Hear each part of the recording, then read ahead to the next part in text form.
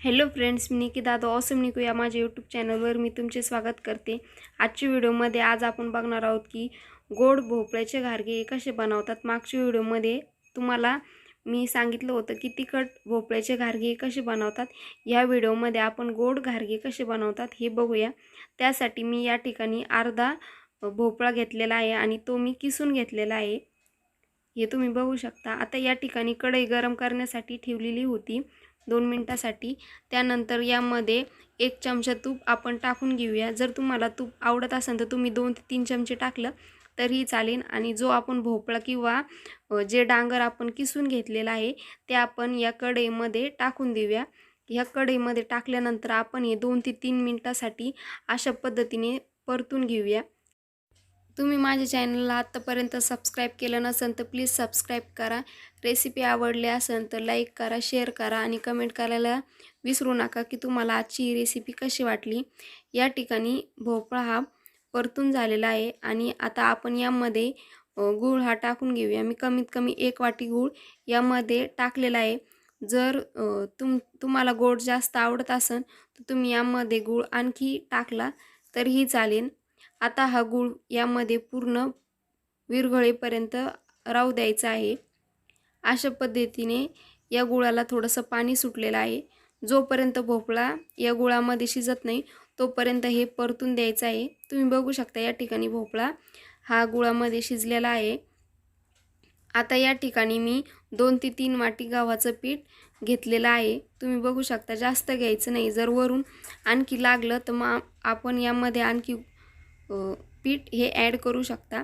त्यानंतर 2 ते 3 चमचे तांदळाचं पीठ, त्यानंतर सुंठ विलायची पूड किंवा विलायची ठेसून टाकली तरीही चालेल।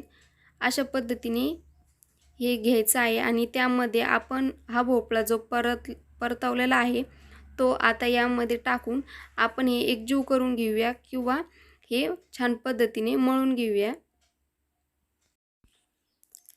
आपण हे जे मिश्रण केलेलं आहे ते जरा गरम आहे, तुम्ही गार झाल्यानंतर मळलं तरीही चालेल। आणि त्यामध्ये थोडीशी चवीसाठी बडीशेप टाकली तरीही चालेल। कच्ची बडीशेप किंवा खाण्याची बडीशेप टाकली तरीही चालेल, तुमच्या आवडीनुसार। आता हे आपण मळून घेऊया। हे गरम गरम असल्यामुळे जास्त मळायला प्रॉब्लेम होतो, त्यामुळे थोडंसं गार झाल्यानंतर मळलं तरीही चालेल। मला हे जरासं पातळ वाटलं म्हणून यामध्ये मी थोडंसं पीठ ॲड करून हे पीठ मळून घेतलेलं आहे। पीठ या ठिकाणी मळून झालेलं आहे। आता याचा छोटा मी बारीक गोळा केलेला आहे आणि त्याला थोडंसं तेल लावून मग आपण हे थोडंसं लाटून घेऊया। जर तुम्हाला हे लाटताना खाली चिटकत असेल तर तुम्ही यामध्ये गव्हाचं पीठ लावून याला लाटलं तरीही चालेल, जेणेकरून हे खाली चिटकणार नाही। आणि चपातीचं अशा पद्धतीने आपण लाटतो तशा पद्धतीने हे लाटून घ्यायचं आहे। तुम्ही बघू शकता या ठिकाणी हे लाटून झालेलं आहे आणि कमी जास्त बारीक पण नाही आणि जादा जाड पण नाही, अशा पद्धतीने हे लाटून झालेलं आहे। आता आपण याच्या गोल गोल पुऱ्या करून घेऊया। त्यासाठी वाटी किंवा तुमच्याकडे जर ग्लास असेल तर तुम्ही त्याच्या साहाय्याने हे गोल गोल पुऱ्या करू शकता किंवा छोटे छोटे गोळे करून या पुऱ्या लाटल्या तरीही चालेल। या ठिकाणी कढईमध्ये तेल गरम झालेलं आहे।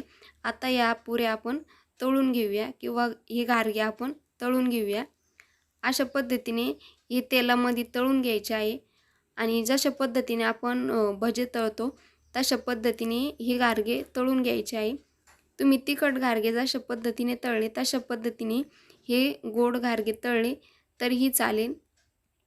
तुम्ही बघू शकता हे कशा पद्धतीने फुगलेले आहे किंवा याला छान कलर आलेला आहे। अशा पद्धतीने हे घारगे करून घ्यायचे आहे। हे घारगे खाण्यासाठी खूप छान लागतात। तुम्ही एकदा नक्की ट्राय करा आणि कमेंटमध्ये सांगायला विसरू नका की तुम्हाला हे घारगे कसे वाटले। तुम्हाला आजची रेसिपी आवडली असेल तर प्लीज लाईक करा। अशा पद्धतीने आपले हे घारगे रेडी आहे। तुम्ही बघू शकता किती मऊ मऊ आणि किती नरम हे घारगे झालेले आहे आणि कोणाला सुद्धा आवडेल अशा पद्धतीचे हे घारगे झालेले आहे।